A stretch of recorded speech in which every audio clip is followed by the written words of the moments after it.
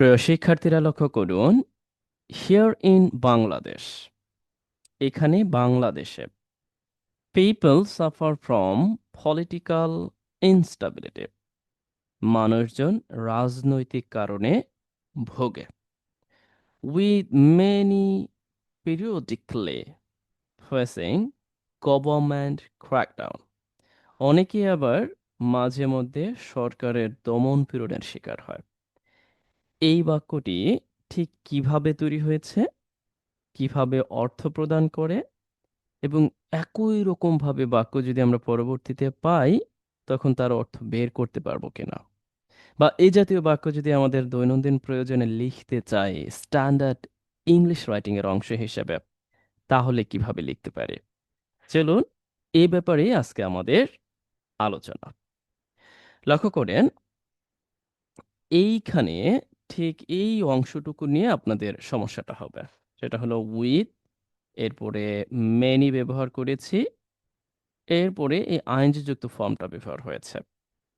আচ্ছা, কিন্তু আমরা যদি লক্ষ্য করি, ঠিক এই অংশটা, এই অংশটুকুর অর্থ হচ্ছে এইটুকু। লক্ষ্য করেন যে অনেকেই সময়ে সময়ে সরকারি দমন পীড়নের সম্মুখীন হয়। এখন আপনার কাছে মনে হতে পারে না যে এইটা আসলে কিভাবে লেখা? হ্যাঁ, এই ব্যাপারেই আমরা মূলত বিস্তর আলোচনা করতে যাচ্ছি। লক্ষ্য করেন, আমরা যখন একটা স্ট্যান্ডার্ড বাক্য লিখব তখন আমরা উইথ ফ্রেজ কনস্ট্রাকশন ব্যবহার করতে পারি। আমি চাইলে ঠিক এই জায়গাটাতে লক্ষ্য করেন, এইখানে অ্যান্ড ব্যবহার করে, মানে ধরুন আমি আবার লিখছি বাক্যটা, তাহলেই বুঝতে পারবেন। আমি এখানে চাইলে অ্যান্ড ব্যবহার করে দিতে পারতাম। বুঝতে পারছেন? আচ্ছা, just let me fix it. আচ্ছা, আমি চাইলে এখানে অ্যান্ড ব্যবহার করে তারপর এই উইথ উঠিয়ে দিয়ে এরপরে আর ব্যবহার করতে পারতাম না, বা সরাসরি আমরা সিম্পল একটি বাক্য তৈরি করে দিতে পারতাম, ফেস। বুঝতে পারছেন? তার মানে অনেকেই পিরিয়ডিক্যালি, তার মানে মাঝে মধ্যে, সময়ে সময়ে ফেস গভর্নমেন্ট ক্র্যাকডাউন, যে সরকারি দমন পীড়ন তার সম্মুখীন হয়। এই কথাটাই ঠিক, এই অংশটুকুই আমি এখানে উইথ ফ্রেজের সাহায্যে লিখেছি। আমি যখন উইথ ফ্রেজ দিয়ে, মানে উইথ দিয়ে একটা ফ্রেজ তৈরি করব, যাকে আমি বলতে পারি with construction, with phrase construction, তখন আমাদের এটা মনে রাখতে হবে যে আমরা মূলত এইখানে অক্সিলারি ভার্বটা দিতে পারবো না, আর অ্যান্ড এর প্রয়োজন নাই, সরাসরি আমরা উইথ দিয়ে ফ্রেজটা তৈরি করে দেব। আর এখানে এই ভার্বটা আইএনজি যুক্ত ফর্ম করে দেব। তার মানে এই ভার্বটাকে আমরা প্রেজেন্ট পার্টিসিপল ফর্মে পরিণত করতে পারি। এখন আপাতত আপনার কাছে জটিল মনে হতে পারে। আচ্ছা, আপনি জাস্ট এতটুকু মনে রাখবেন, এই বাক্যটাই আমরা এইভাবে লিখতে পারি। ধরুন আমি এইরকম একটি বাক্য আবার লিখছি, তাহলেই বুঝতে পারবেন। ধরুন আমি একটা বাক্য নিচ্ছি, এরকম ভাবে আমি বললাম, এই দিকটায় নিচ্ছি, একটু বড় করে নেই। One short video, just take it easy, just I am taking time, take it easy. Okay, here. ধরুন আমি বললাম এইরকম ভাবে, দেখুন যে বাংলাদেশ, তারপর আমরা বললাম যে হ্যাজ বিন, কি মানে বাংলাদেশ কি করে আসতেছে, বললাম একটা যে বাংলাদেশ হ্যাজ বিন, তারপরে বললাম যে ফেসিং, ফেস করে আসতেছে, কি আমরা বললাম যে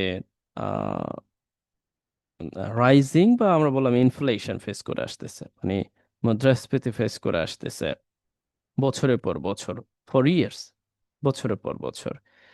এখন আমি একটা কমা দিয়ে আর একটা বাক্য লিখছি, অ্যান্ড, অ্যান্ড এরপর আমরা লিখলাম যে ইট, ইট বলতে আমি ইনফ্লেশনকে নির্দেশ করছি। কেমন? আচ্ছা, এরপরে আমি সিম্পলি বললাম, এবং বা আমি বললাম যে পিপল, এরকমও বলতে পারি, মানে আরেকটা বাক্য লিখতে পারি। আমি বললাম পিপল আর অসহ্যনীয় হয়ে যাচ্ছে, বা পিপল কি বলতে পারি, যে লুজিং, পারচেজিং পাওয়ার, লুজিং দেয়ার পারচেজিং পাওয়ার। লক্ষ্য করেন এখানে অর্থটা হচ্ছে যে এই মানুষজন কি করতেছে, তাদের যে ক্রয় ক্ষমতা আছে সেটা হারাচ্ছে। লক্ষ্য করেছেন? মানে আমি বললাম বাংলাদেশ কি করতেছে, ইনফ্লেশন ফেস করতেছে ফর ইয়ার্স, বছরের পর বছর। এরপরে বললাম যে পিপল কি করতেছে, লুজিং দেয়ার পারচেজিং পাওয়ার, তাদের যে ক্রয় ক্ষমতা আছে সেটা হারাচ্ছে। এখন আমি এই অংশটাকেই মূলত ঠিক এই রকম ভাবে লিখব। কেমন? তাহলে এই জন্য আমাদের কি করতে হবে, এই জন্য আমরা এটাকে একটু করে নিব, কপি করব, তারপরে আবারও লিখব। আপনাদের সুবিধার্থে আমি এখানে এনে দিচ্ছি। এখন আমি যেটা করতে পারি, এখানে উইথ ব্যবহার করব, উইথ পিপল, এরপরে আরটা উঠাই দিব, হয়ে গেল। এখন হয়তো আপনি স্পেসিফিকলি বুঝতে পারবেন যে আসলে কিভাবে বাক্যটা তৈরি হলো। তার মানে আমি উইথ দিয়ে যখন অতিরিক্ত তথ্যটুকু লিখবো বা অন্য একটি অংশ দেওয়ার চেষ্টা করব, তখন এই রকম ভাবে। আচ্ছা, এখন শুধুমাত্র এইভাবেই অর্থ দেয় না, অন্যান্য ভাবেও অর্থ দিতে পারে। সেটা কেমন? যেমন লক্ষ্য করেন যে আমরা বলতে পারি যে দ্য স্যার টিচার, আচ্ছা, টিচার কি করলেন, মে স্টুডেন্টস কিপ সাইলেন্ট, মানে ছাত্রছাত্রীদেরকে কি করলেন ইন দ্য ক্লাসরুম, ক্লাসরুমে শিক্ষক ছাত্রছাত্রীদেরকে মানে চুপ করলেন, মানে চুপ করালেন আর কি। এটা আমরা যখন মেড ব্যবহার করি পজিটিভ ভার্ব হিসেবে তখন এরকমই অর্থ দেয়। মানে শিক্ষক ছাত্রছাত্রীদের চুপ করালেন। আচ্ছা, এখন এইরকম ভাবে লিখব যে কারণ আমরা এখানে লিখতে পারি অ্যাজ অথবা সিন্স মেনি অফ দেম, কারণ তাদের অনেকেই, আমরা বলতে পারি যে কি করতে মানে করেছিল, আমরা বলতে পারি যে আহ শব্দ করেছিল, বা মানে শাউটেড, মানে তারা অনেকে কি শাউটেড করেছিল, বা আমরা এইভাবে বলতে পারি চিৎকার চেঁচামেচি করতেছিল while or during the class, during the class। আচ্ছা, এখন লক্ষ্য করেছেন এখানে কিন্তু আমি অ্যাজ দিতে পারি, অথবা বিকজ দিতে পারি, অথবা সিন্স দিতে পারি, কারণ অনেকেই চিৎকার চেঁচামেচি করতেছিল। এই কারণে স্যার ছাত্রছাত্রীদের কি করলেন, চুপ করিয়ে দিলেন। আসুন, এখন এই বাক্যটাই আমরা ঠিক উইথ ফ্রেজ দিয়ে লিখবো। এখান থেকে এটা কপি করি, যেটা আপনার পত্রিকায় পান। আচ্ছা, এখন আমরা যেটা করতে পারি, এই অংশটা এখান থেকে উঠাই দেব, উঠিয়ে দিয়ে ঠিক এই জায়গাটায় আমরা উইথ ব্যবহার করব।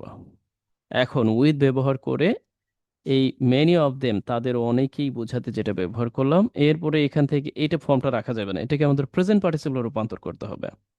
তাহলে আমরা কি বলতে পারি, শাউটিং, তাদের অনেকেই চিৎকার চেঁচামেচি করার কারণে স্যার তাদেরকে চুপ করিয়ে দিলেন। তার মানে এখানে অর্থটা হচ্ছে যে স্যার তাদেরকে চুপ করালেন কেন, কারণ তারা সবাই চিৎকার চেঁচামেচি করতেছিল।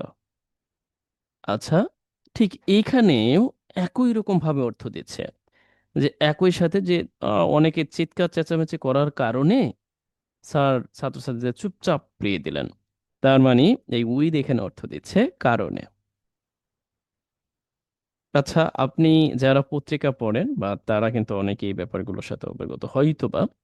আর যদি মনে করেন যে না ঠিক আছে and you are getting something from watching my videos, oh yeah, definitely you can hit the like, comments and even share these videos with your friends, senior, junior brothers, sisters, and even your friend circle, okay? Yeah.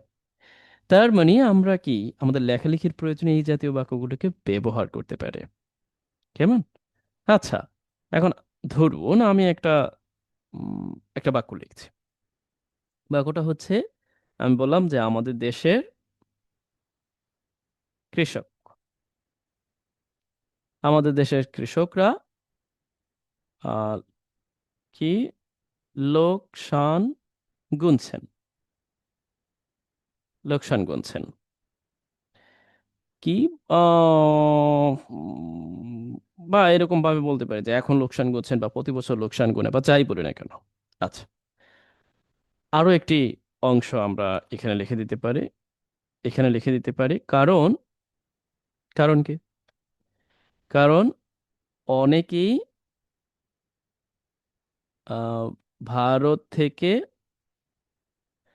বা আমরা বলতে পারি যে অন্যান্য দেশ যেমন Thailand থেকে আনে অনেকে, বা তারপরে হচ্ছে আমরা বলতে পারি আপনার খুব সম্ভবত ভিয়েতনাম থেকে অনেক অনেক চাল বাংলাদেশে আসে, ভিয়েতনাম থেকে, থাইল্যান্ড থেকে, ইভেন ফ্রম চায়না। আচ্ছা, আমরা বলতে পারি অনেকেই কি করতেছে, চাল আমদানি করতেছে,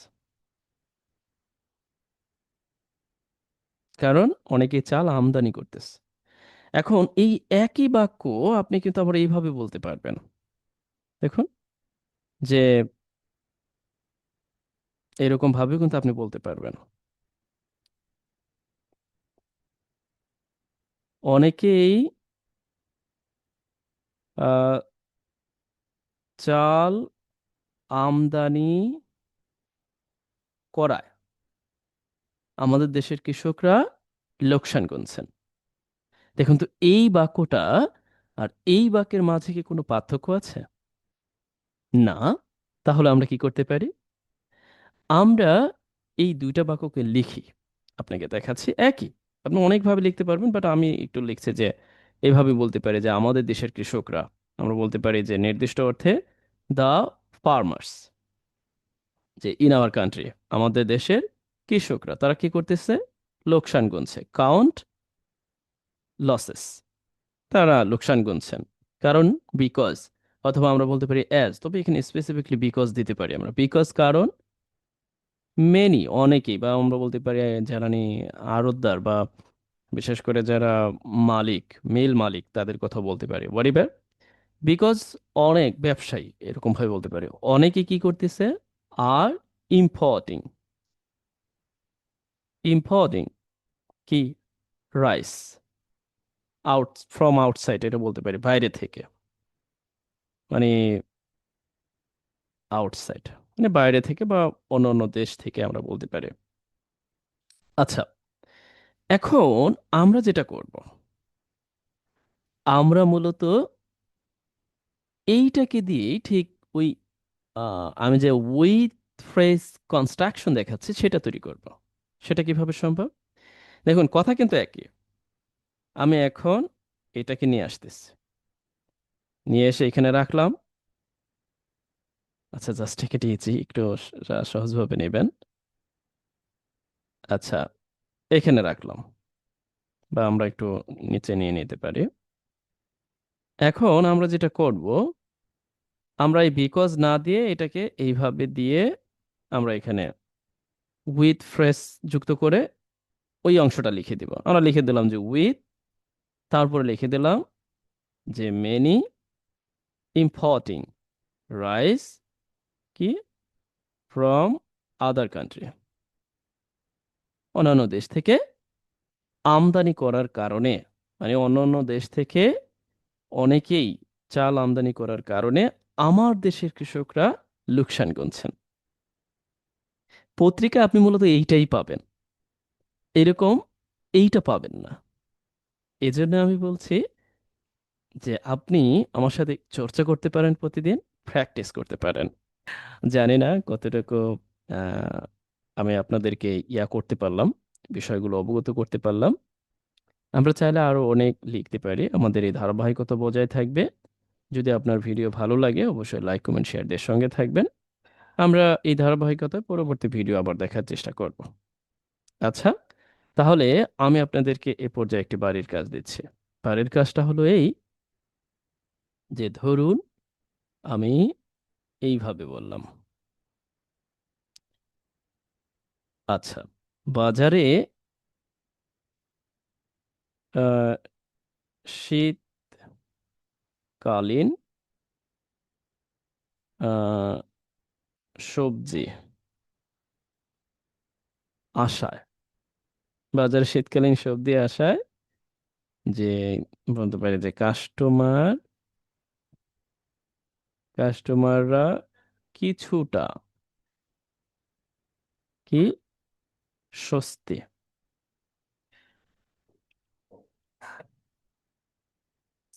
স্বস্তিতে, বা আমরা বলতে পারি যে কাস্টমাররা কি আহ সবজি কিনতে পারতেছে, বা কাস্টমাররা কিছুটা খুশি, কাস্টমাররা কিছুটা খুশি। এখন এই বাক্যটা চাইলেও আপনি ঠিক একই রকম ভাবে লিখতে পারবেন।